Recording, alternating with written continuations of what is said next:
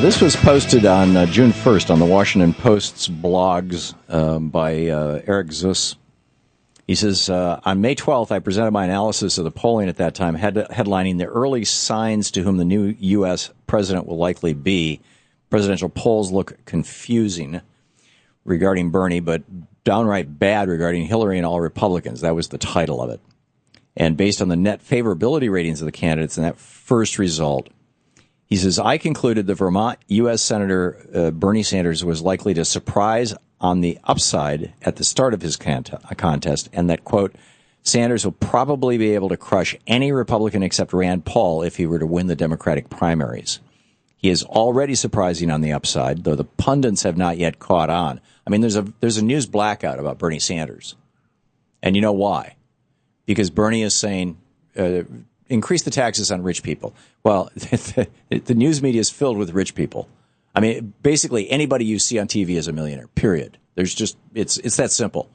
And at least anybody you see on any of the major networks, the three cable networks or the three big national networks, if they're on TV regularly, they are a millionaire, a multimillionaire, or richer.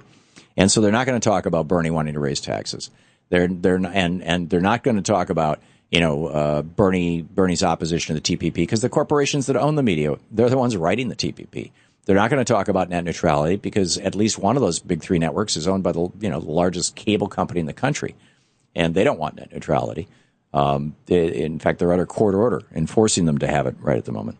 So, Scott Walker, Marco Rubio, these guys, they're pulling like 3%, 5%, 10% at the highest, 12% in some cases.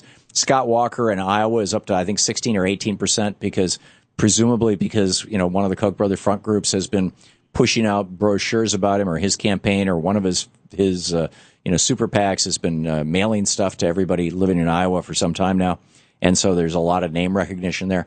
But nobody outside of Hillary Clinton, who is the most popular politician in the United States right now, among Democrats and among independents, and has the highest name recognition, at least among Republicans, nobody other than Hillary Clinton is moving any kind of needles, including any of the Republican candidates. And here's Bernie pulling 41% in Wisconsin, and it wasn't on the front page of the news today. It's not being talked about right now on television. Now, I confess I was gone for the weekend and I was not watching television. I was working, but Louise was, our staff was, you were. Anyway, I just find it astonishing, and the thing that I think is so tragic is that our media is basically the as the conservatives used to say, the elite media. They have decided, what's going to be and what isn't.